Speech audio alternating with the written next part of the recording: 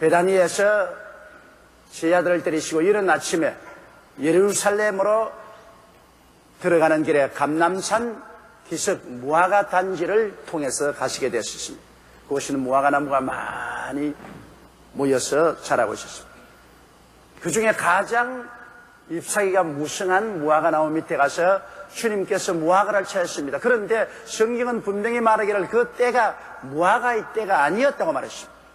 무화과 때가 아닌데도 불구하고 주님이 무화과 나무 밑에서 무화과를 찾으시다가 무화과가 없으니까 주께서 그 무화과를 보고 말씀하시기를 이제부터 영원토록 사람이 내게서 열매를 따먹지 못하리라, 그렇게 말씀하시고 그냥 그곳을 지나가셨습니다. 하루 종일 예루살렘에서 일하시고 난 다음에 저녁에 베다니로 나왔다가 그 이튿날 아침에 또다시 제 아들을 데리고 아무 말도 안 하시면서 모른 체하고 그 무화과 나무 단지를 지나가는데 베드로가 가만히 보니까 어제 예수님이 저주하신 그 무화과가 뿌리채부터 나무 위에까지 완전히 말라버린 것을 보았습니다. 주여 주여, 어제 주님께서 저주하신 무화과 나무가 말랐나이다.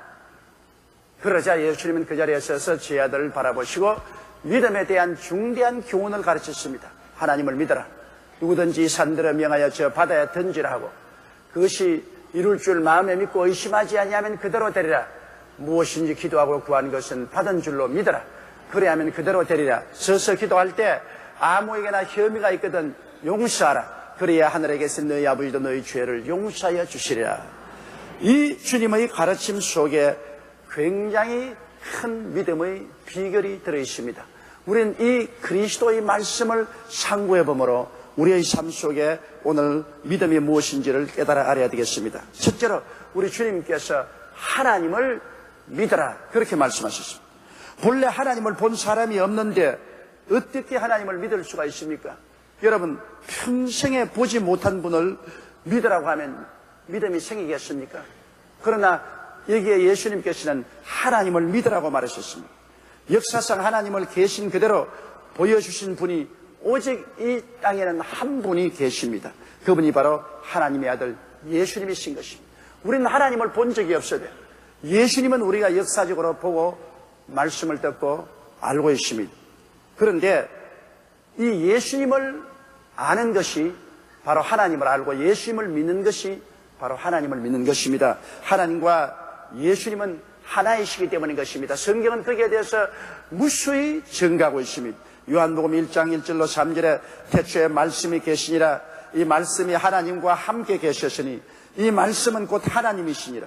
그가 태초에 하나님과 함께 계셨고 만물이 그로 말미암아 지은 바 되었으니 지은 것이 하나도 그가 없이는 된 것이 없느니라고 하시므로 예수님과 하나님은 동시에 같이 계셨으며 하나님은 예수 그리스도를 통해서 만물을 지었기 때문에 지은 것이 하나도 그가 없이는 된 것이 없다고 하십니다. 그러므로 예수님은 완전한 하나님이 완전한 사람으로 오시기 때문에 예수님을 본 자는 하나님을 본 것입니다.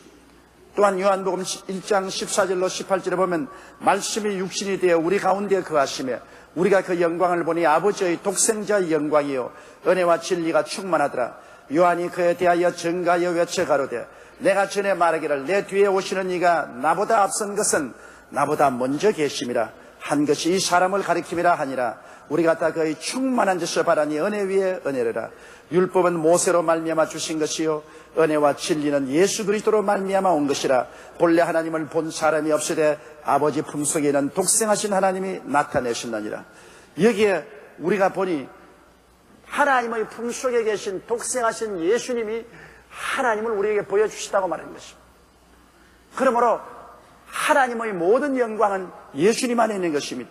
골로새서 1장 15절로 19절에도 그는 보이지 아니하는 하나님의 형상이요 모든 창조물보다 먼저 나신 자니 만물이 그에게 창조되되 하늘과 땅에서 보이는 것들과 보이지 않은 것들과 혹은 보좌들이나 주관들이나 전사들이나 권세들이나 만물이 다 그로 말미암고 그를 위하여 창조되었고 또한 그가 만물보다 먼저 계시고 만물이 그 안에 함께 섰느니라. 그는 몸인 교회의 머리라. 그가 근본이요 죽은 자 가운데서 먼저 나신 자니 이는 신이 만물의 어뜸이 되려 하시며 아버지께서는 모든 충만으로 예수 안에 거하신다고 하셨습니다. 그러므로 아버지가 어디 계시냐?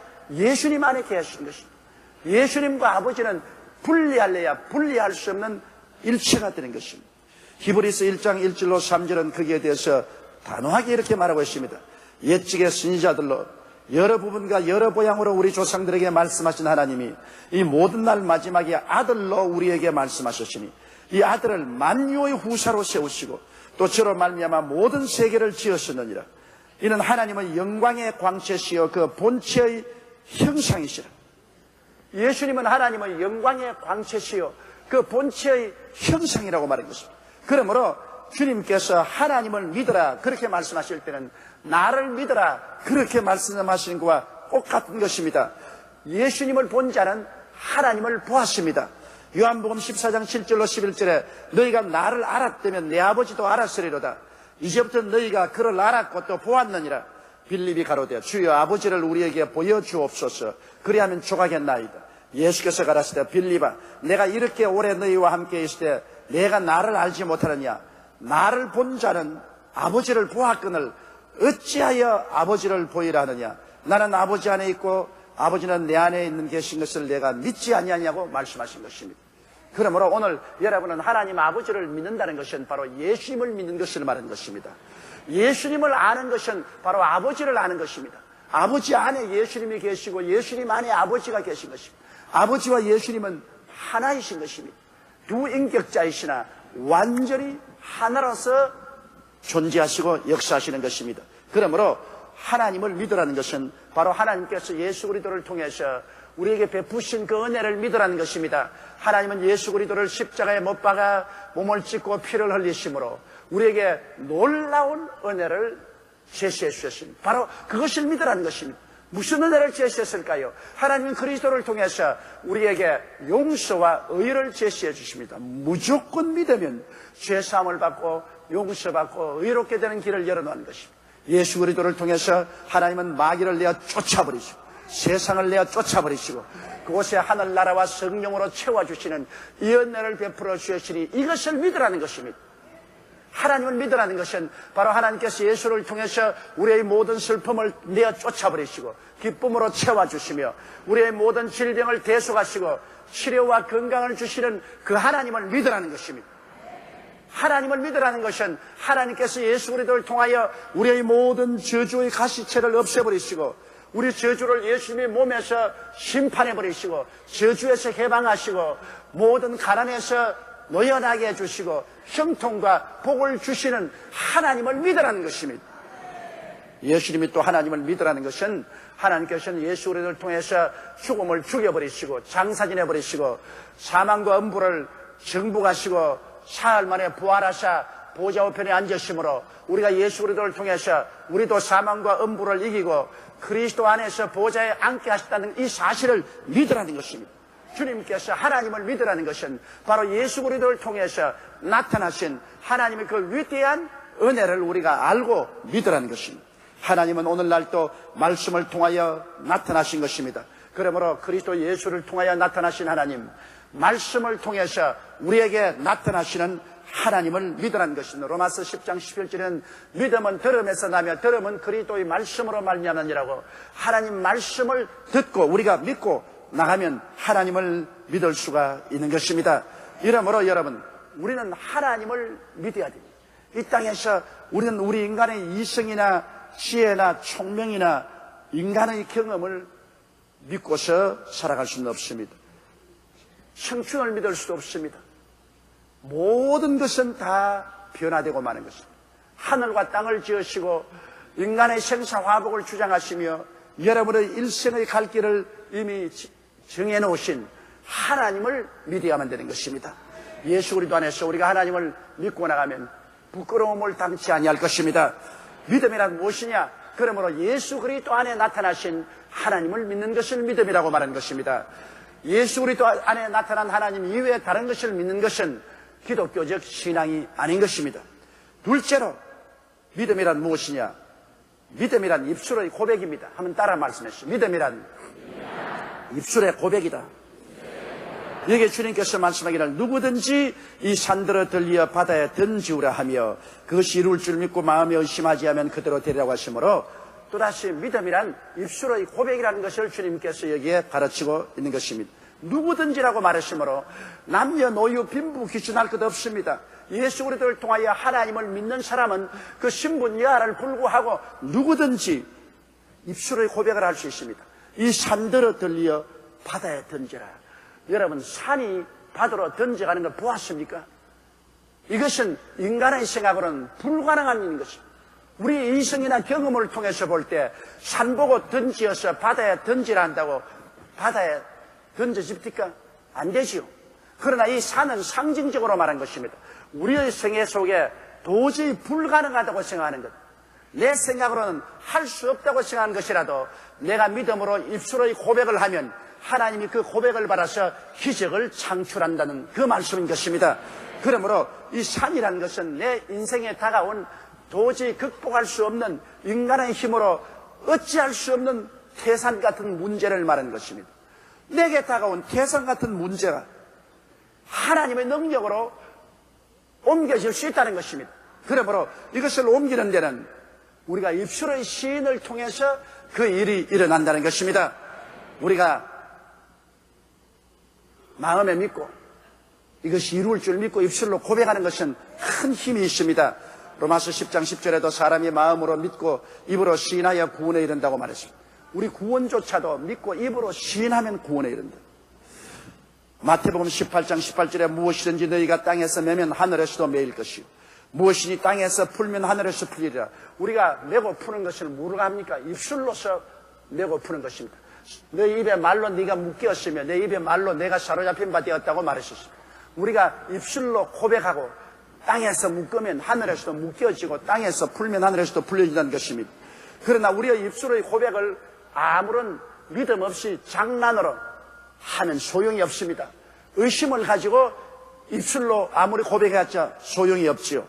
우리가 믿음을 가지고 고백해야 됩니다. 야고보서 1장 6절에 오직 믿음으로 구하고 조금도 의심하지 말라. 오직 나의 의인은 믿음으로 말미암아 살리라고 히브리서 10장 38절에 말했습니다. 여러분, 우리가 실정적으로 보면 하나님께서는 이 말씀의 고백을 통해서 천지를 지으셨습니다. 땅이 공허하고 혼돈하며 흑암이 깊음 위에 있고 수면 위에 성령이 운행하실 때 주님께서 말씀의 고백을 하셨습니다. 빛이 있으라 하매 빛이 생겨났습니다. 궁창 위 물과 아래 물로 나누어 주고 궁창이 나타나라 하실 때 하늘이 창조되죠.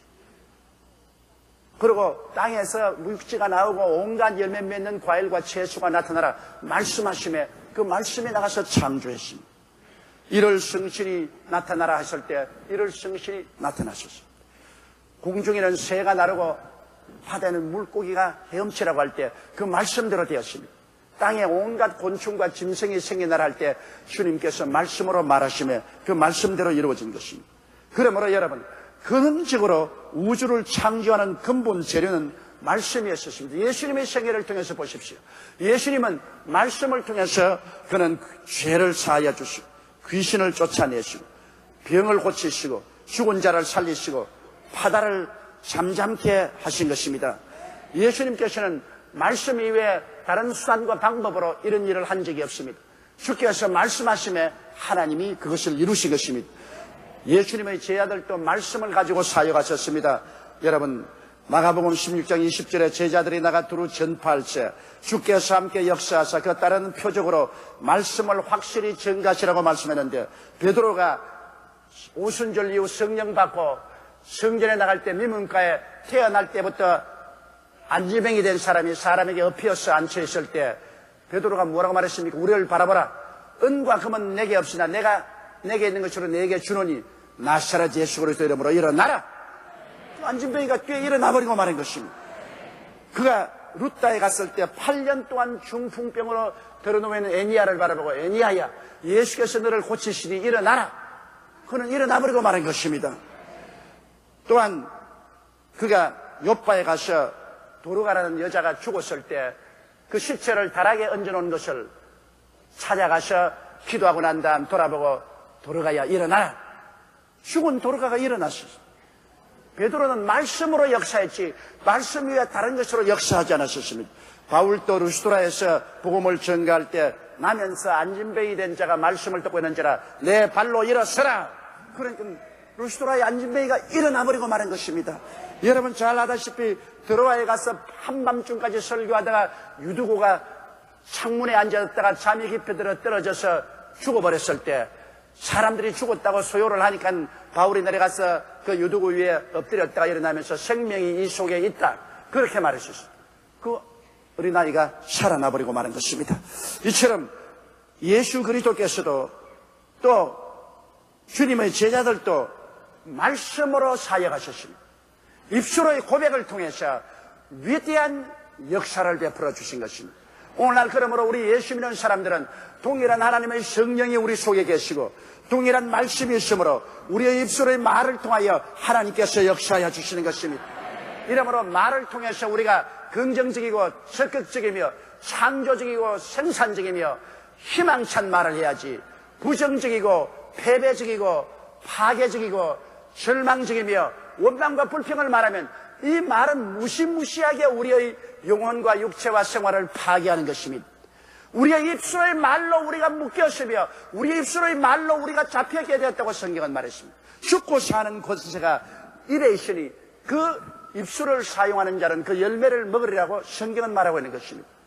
이러므로 믿음이란 무엇이냐? 입술의 고백입니다. 이 산들을 명하여 저 바다에 던져라 하고 그 말한 것이 이룰 줄 마음에 믿고 의심하지 아니하면 그대로 되리라고 말씀한 것입니다. 우리 예수 안 믿는 세상에도 말이 씨가 된다는 말이십니다. 말을 하면 그것이 심어져서 열매를 맺는, 하나님 말씀은 더 말할 필요가 없는 것입니다. 이러므로 우리가 믿음의 생활을 하는 사람은 말을 골라서 하고 말을 조심해서 하고 일방적인, 즉 긍정적이고 창조적인 말을 하게 되는 것입니다. 여러분의 하시는 말이 여러분의 현재와 미래의 삶에 지대한 영향력을 미친다는 것을 알고 말을 잘 선택해서 해야 되는 것입니다. 셋째로, 믿음이란 무엇인가? 믿음이란 것은 기도하고 구하는 것은 받은 줄로 믿어라. 이것이 바로 주님께서 믿음의 역사라는 것입니다. 여러분, 기도하고 구한 것은 받은 줄로 믿으라 했는데, 기도는 머릿속 기도와 뱃속의 기도가 있습니다. 우리가 그저 머릿속에서 기도하는 것이 있지만은 이 뱃속에서 우러나오는 감정에 복받친 뜨거운 기도, 이런 기도도 있습니다. 여기에 기도하고 구한 것은 받은 줄로 믿으라는 것은 머릿속의 기도가 아니라 뱃속에서 우러나오는 기도를 말하는 것입니다. 뱃속에서 우러나오는 기도를 하고 난 다음에는 응답받은 줄로 믿으라는 것입니다. 어떻게 하면 뱃속에서 우러나오는 기도를 할 수 있습니까? 목표를 분명히 해야 뱃속에서 우러나오는 기도를 합니다. 목표가 없이 그냥 좌왕우왕 두리뭉실하게 기도하는 것은 머릿속에서 기도하는 것입니다. 히브리서 11장 1절에 믿음은 바라는 것들의 실상이여라고 말했습니다. 내 바라는 것이 분명해야 믿음이 생겨나는 것입니다. 그리고 여러분, 이 뱃속에서부터 기도하는 것은 간단 명료히 기도하는 것입니다. 마태복음 6장 7절에 또 기도할 때 이방인과 같이 중언부언하지 말라. 저희는 말을 많이 하여야 들으실 줄 생각하느니라. 말을 많이 하니까 그 말하는데 바빠가지고서 그만 뱃속에서 우러나오는 그 열정적인 기도를 하지 못합니다. 말하기에 바빠가지고서. 중언부언하지 마십시오. 여러분께서 말을 할 때 간단 명료하게 구원이면 구원 주시옵소서, 구원 주시옵소서, 구원 주시옵소서. 치료면 치료하여 주옵소서, 치료하여 주옵소서, 치료하여 주옵소서. 그렇지 않으면 직장은 직장 주시옵소서, 직장 주시옵소서, 직장 주시옵소서. 간단 명료하게 집중적으로 해야 뱃속에서 우러나오는 기도를 하지. 안 그러면 머릿속에 생각한다고 복잡해가지고서 뱃속에 기도를 할 수가 없습니다. 그리고 이 뱃속의 기도는 거듭거듭 자주 기도해야 되는 것입니다. 여러분, 이웃에 사는 벗에게 밤중에 여행 중 찾아온 다른 벗을 위하여 떡 세 덩이를 구할 때 그 떡 세 덩이를 그냥 구한 게 아니라 강청했다고 말했습니다. 누가복음 11장 8절로 9절에 내가 너에게 말하니 비록 벗됨을 인하여 일어나 주지 아니할지라도 그 강청함을 인하여 일어나 그 소용대로 주리라. 또 내가 너에게 이르노니 구하라 그러면 너에게 주실 것이요, 찾으라 그러면 찾을 것이요, 문을 두드리라 그러면 너에게 열릴 것이라. 여기에 강청이라는 것입니다. 아유 무시무시하게 인내를 가지고 강하게 구해야 되는 것입니다. 그냥 조금 구하다가 어렵다고 해서 뒤로 물러가면 안 됩니다. 낙심하면 안 돼요. 성경에는 누가복음 18장 1절에 항상 기도하고 낭망치 말으라고 주님께서 말씀하셨습니다. 그러므로 마치 밤중에 친구를 위해서 이웃집에 가서 떡을 구하는 것처럼 강청하는 것입니다. 안 된다 그래도 노란 대답을 받지 않고 구하고 또 구하고 강청하는 것입니다. 과부가 불의한 재판관에게 나와서 내 원수에 대한 원한을 갚아주소서. 그는 강청했습니다. 그득그득 또 오고 또 오고 또 오고 또 오고 강청했습니다. 그 결과로 그 재판관은 기도를 응답해 준 것입니다. 이와 같이 여러분, 우리가 머릿속이 아니라 뱃속에 기도를 하려면 강청해야 됩니다. 또한 뱃속에 기도를 하려면 한서린 기도를 해야 되는 것입니다. 마음에 한이 서려야 돼요. 마음에 모든 감정을 집중해야 되는 것입니다. 모든 소원과 슬픔과 원한을 함께 합쳐서 한서린 기도를 해야지, 기도를 그저 장난삼아 하다가 말고 하다가 말면 그 기도는 아무것도 안 되는 것입니다. 누가복음 18장 7절로 8절에 하물며 하나님께서 그 밤낮 부르짖는 택하신 자들의 원한을 풀어주지 않으겠느냐. 이게 원한이라고 말했습니다. 한서린 그런 기도를 드려야 되는 것입니다. 그러므로 이 뱃속의 믿음이 생길 때까지 우리 기도해야 되는 것입니다. 머릿속의 기도로서 넘어가는 것이 아닙니다. 기도하고 구하는 것은 받은 줄로 믿으라는 것은 뱃속에서부터 우러나오는 목표를 분명히 하고 간단 명령에 기도하며 그듭그듭 자주 강청하고 한서린 기도를 통해서 완전히 원수의 진을 허물어 때려버리는 것입니다. 그러면 여러분 마음속에 이제는 응답받았다는 확신이 다가오는 거, 평안이 다가오는 것입니다. 불안이 사라지고 초조함이 사라지고 막연한 마음이 사라지고 이 머릿속 기도 아닌 뱃속의 기도를 하고 나면 이 뱃속에 하나님의 평안과 확신이 가득해지는 것입니다. 요한복음 14장 13절에 너희가 내 이름으로 무엇을 구하든지 내가 시행하리니 이런 아버지로 하여금 아들을 인하여 영광을 얻으시게 하려니라. 이것도 뱃속의 기도를 말하는 것입니다.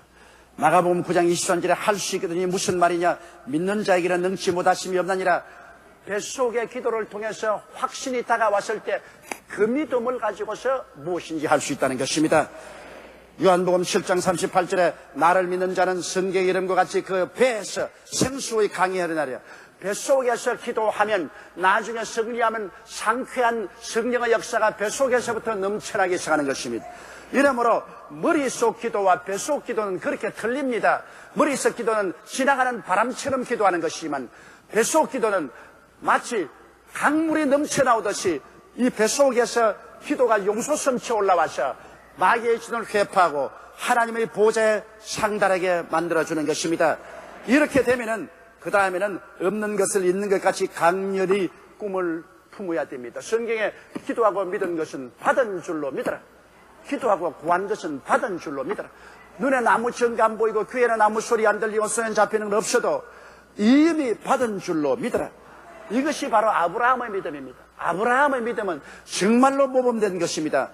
로마서 4장 17절로 18절에 보면 기록된 바 내가 너를 많은 민족의 조상으로 세웠다 하심과 같으니 그의 믿음과 하나님은 죽은 자를 살리시며 없는 것을 있는 것 같이 부르시는 이시니라.